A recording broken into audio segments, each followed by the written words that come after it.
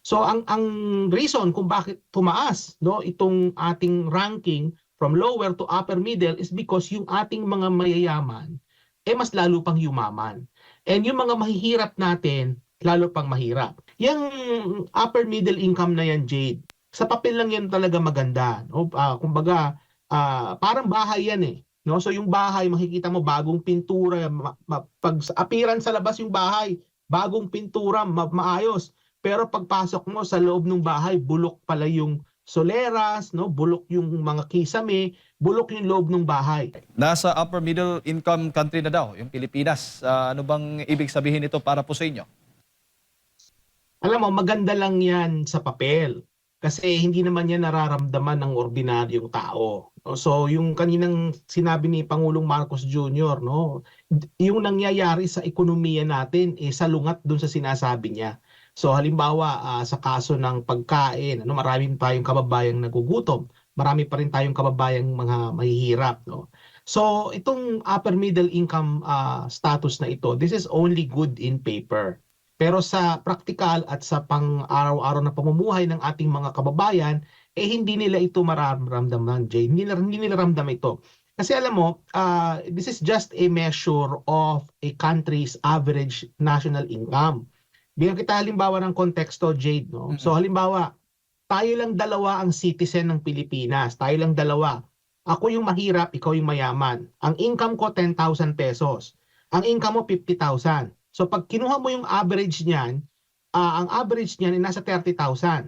Kasi nga 10 plus 50, 60 divided by 2, 30. 30,000 pesos yung ating gross national income per capita. No? Supposing, sumunod na taon, yung income ko hindi nagbago. Mahirap pa rin ako, 10,000. Ikaw yung income mo dumoble, naging 100,000 yung income mo. So yung gross national income natin per capita, lalaki. So magiging 55,000 na yon na dating 30,000 lang.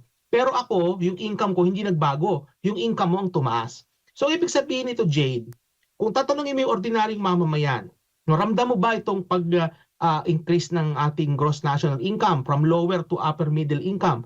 Sasabihin nila sa iyo, hindi nila ramdam. Bakit? Kasi itong nangyaring paglago ng ekonomiya natin, ito is skewed towards dun sa mga oligarko at sa mga mayayaman. So ang reason kung bakit tumaas no itong ating ranking from lower to upper middle is because yung ating mga mayayaman mas lalo pang yumaman. And yung mga mahihirap natin lalo pang mahirap. Ito pa idadagdag ko pa sa konteksto, Jade. Yes, sir. Nabanggit sa ulat ninyo at nabanggit din ito ng World Bank na ang Vietnam din no nag-graduate sila from lower to upper middle income. Pero kung titingnan mo ng mabuti, Jade, ang dalawang bansa, no? Kung ikaw ay pinanganak sa Vietnam, ang life expectancy mo, ibig sabihin yung expected na haba ng buhay ng isang Vietnamese, nasa 75 years. So kung doon ka pinanganak, aabot ka ng 75 years on average. Sa atin, sa Pilipinas, 69 lang. So kumbaga kahit na upper middle income pareho yung bansa, may mga pagkakaiba, mas maganda yung healthcare system ng Vietnam kaysa sa atin, kaya mas mahaba ang buhay nila. Tingnan mo rin yung Human Development Index. Kung maaalala nyo, nagkaroon pa nga ng issue dyan sa HDI na yan, yung si Sub-Sahara, kung maaalala nyo, kinumpara nila yung HDI noon. Ang HDI ng Vietnam mas mataas kaysa sa atin. In fact, sa ranking ng HDI, ng Human Development Index, nasa 93 ang Vietnam, ang Pilipinas nasa 117, mababa. At hindi lang yon, yung dami ng mga mahihirap, Jade. Both countries graduated from lower to upper middle, pero mas maraming mahihirap sa Pilipinas kaysa sa Vietnam. In fact, the percentage of people who are living with less than $3 a day sa Pilipinas ay nasa mahigit 5% ng populasyon. Sa Vietnam ay nasa 1.6% lang. So, ang pinupunto ko dito mga kababayan, maganda lang yan sa papel, pero kung titingnan mo at susuriin mo ng mabuti yung talagang nakakaapekto sa ordinaryong mamamayan, hindi nila ramdam yung pag-graduate natin from lower to upper middle income status. Pero bakit o papaano ho lumaki yung income ng mga nasa mayayaman na class, Doc? Tingnan mo na lang yung mga oligarchs natin, ano? Halimbawa, yung pinakamayamang Pilipino.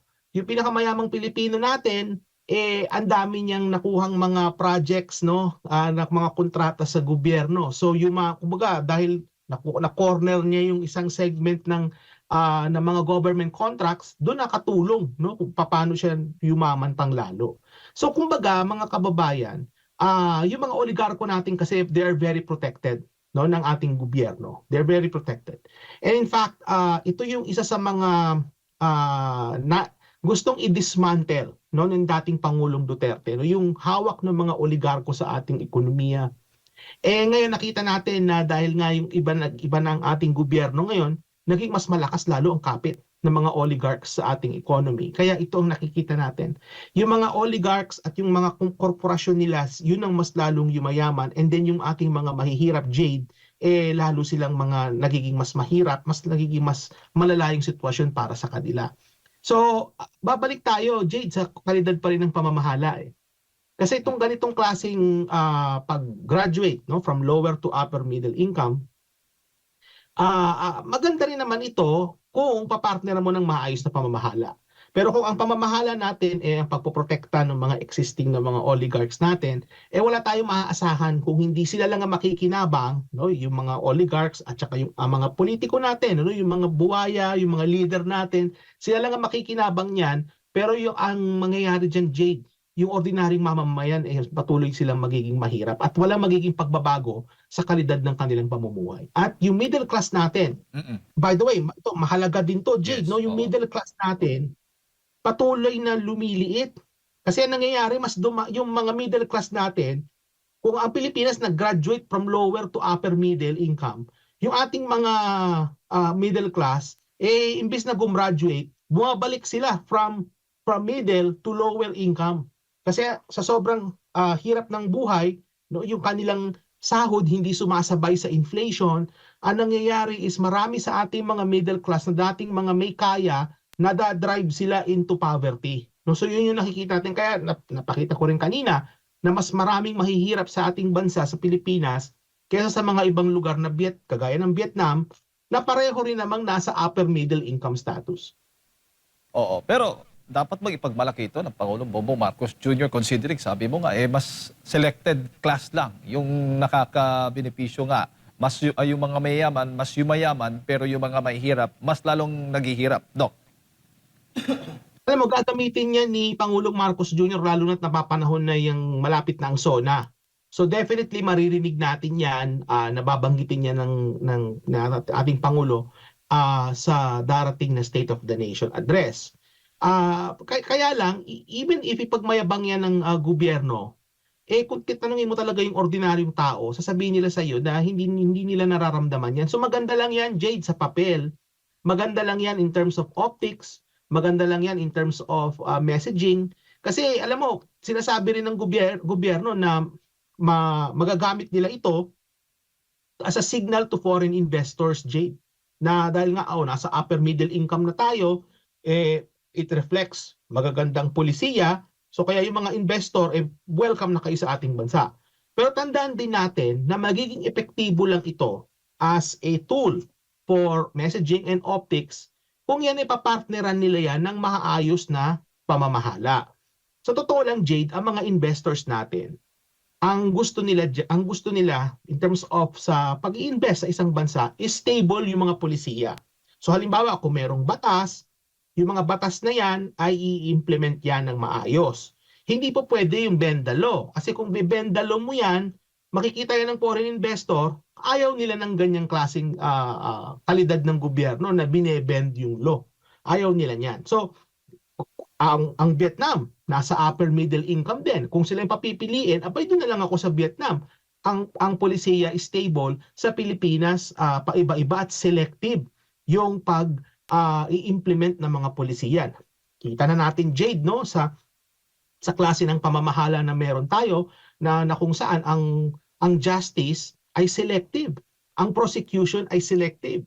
At gusto nilang i-bend the law. So, ayaw ng investor niyan. So, kahit na tayo nag-graduate from lower to upper middle, pero hindi nila yan papartneran ng maayos na pamamahala, maganda lang yan sa papel. At yan ay baliwala yan sa ordinaryong mamamayan. Opo. Linawin ko lamang po, Doc. So, ibig sabihin, hindi lang nakabatay yung mga investors dito sa ulat ng World Bank na umangat nga tayo. Kundi may iba pa bang mga basihan yung mga investors para malaman po nilang talagang magandang mamuhunan dito sa Pilipinas? Well, nabanggit ko na kanina yung kalidad ng pamamahala. So importante 'yan. Yung stability, no, ng nangyayari domestically, yung mga krimen. Kasi siyempre kung ako yung investor, hindi ako mag-iinvest sa isang bansa na baka nakawan pa ako, no, or baka ako ay problema. So iiwasan ko yung mga bansang ganyan. Nakita din naman natin na pag ang isang lugar dumarami ang mahihirap, dumadami ang naghihirap, tumataas yung antas ng krimen. So yan ay nakaka-turn off yan ng investors, Jade. No? So you have the quality of government. Isa pa pala, Jade, no? Sa infrastructure. Kulang na kulang tayo sa infrastructure. And then yung ating cost of doing business mataas. No? Kasi mahal. Kasi nga, mahal ang singil sa kuryente. Yung bureaucracy natin, andyan pa rin yung red tape. Lahat ng yan, pag sinuma mo lahat yan, Jade, nakaka-turn off yan ng investor. Now, the question becomes, bakit ang Vietnam, mas mataas ang level of investment na pumapasok sa kanila kumpara sa atin, pareho din naman tayo nakagraduate na ng upper middle income. So, they must be doing something that is right.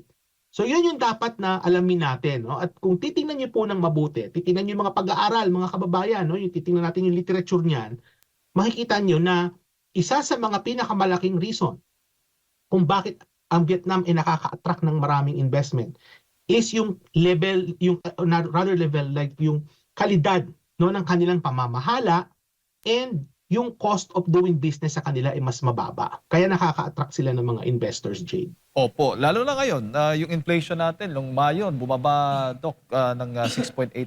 Ito pang halaga ng dolyar po natin, piso kontra dolyar, humina din. So ito ba, paano ba yun makakaapekto? Well, mataas pa rin ang inflation natin, no? Na mahigit 6% pa rin ang rate of inflation. And then ang piso ay mahina, no? So ibig sabihin kung ikaw ay nag-i-import, you need more dollars, no? Kasi nga mas mahina yung value ng peso.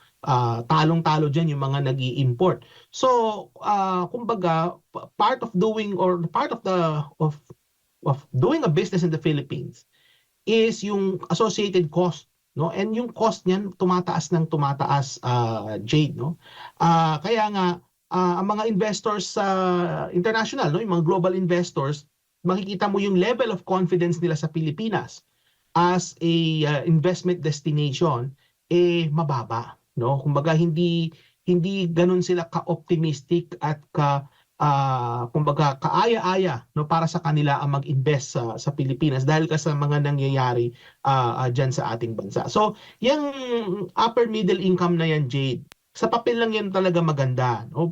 Kumbaga parang bahay yan no? So yung bahay makikita mo bagong pintura, pag appearance sa labas yung bahay, bagong pintura, maayos. Pero pagpasok mo sa loob ng bahay, bulok pala yung soleras, no? Bulok yung mga kisame, bulok yung loob ng bahay. Pero yung labas ng bahay, bagong pintura at kaaya-aya. Ganon po yung nakikita kong description yan sa ating bansa, no? In terms of itong narrative ng upper middle income status na kung saan yung narating na natin. Opo, pero kung sakali man, Doc, na yung mga mahirap ay umangat, may kukonsidera ay may tuturing matatawag pa rin bang upper middle income itong lahat ng ito? Kasi dito tinutukoy natin yung mga mayayaman. Pero kapag yung mga mahihirap naman umangat, may iba pang ibig sabihin, may iba pa bang kategory kung may tuturing itong pag-angat kung sakali man yung mga mahihirap sa ating bansa? Kasi kung magawa natin yung nagawa ng China, for example, no, na kung saan ang milyon-milyon ng kanilang naiangat sa kahirapan through good governance, no, through maayos na mga policy, ibinaba nila yung cost of doing business, no, ginawa nila yung mga tamang dapat gawin. They did the right things. Ang mangyayari sa Pilipinas, Jade, hindi lang tayo magiging upper middle income, baka maging high income na tayo, no, kung mangyayari yan sa totoo lang. Kasi alam mo, Jade, ako personally hindi ako nawawalan ng pag-asa sa ating bansa, no, sa Pilipinas. Ang bansa natin has a lot of potential. Napakarami, Jade. In fact, in the future economy, no, yung ekonomiya natin sa hinaharap, napakarami nating natural resources na kinakailangan kagaya ng mga critical minerals na meron tayo. Ang dami natin yan. And meron tayong labor force, masipag yung ating mga kababayan, no? Educated, maayos yung kanilang pagtatrabaho. So kumbaga, makikita mo na we do have resources. Ang problema lang talaga nananakaw, Jade. Mayaman ang Pilipinas. Ang problema lang talaga sa atin is yung mga namumuno sa atin have been exploiting us for a very long time. So yun yung nagiging problema. At hanggang ngayon problema yun. Opo. Nakikita ko dito, Jade, no? Kung no, ma-uplift yung mga kababayan nating mahihirap, ay hindi lang tayo upper middle, maging high income pa tayo, no? Maging parang ka-level na rin tayo ng kapitbahay nating Brunei, for example. Brunei is considered high income. And Brunei is just katabi lang natin yan, but they have oil, wala tayo. Pero meron tayo na wala sila, no? Yung mga nabanggit ko kanina. Opo. The country has a lot of potential. Ang problema lang talaga, Jade, is yung mga namumuno sa atin, pinagsasamantalahan na tayo for a very, very long time. Opo, may mga nagsasabi din, kung upper middle income na po ang Pilipinas, bakit pa tayo umuutang? Well, in terms of sa utang naman, lahat ng bansa ay may utang. Wala namang bansa na walang utang. Ang problema lang dito, Jade, sa totoo lang, no? Pag ang bansa ay naging upper middle income, medyo magiging mas mahal na yung cost ng pangungutang ng bansa. No, yung cost of borrowing na sinasabi kasi upper middle income ka na eh. Bakit pa rin yung interest rate mo pang lower income? Upper middle ka na. So magiging mataas yung cost of borrowing mo diyan, ano? Mawawala rin yung mga tinatawag natin na mga concessional funding. Kung saan yung mga tinatawag natin parang mga soft loans, baka mawala rin 'yan.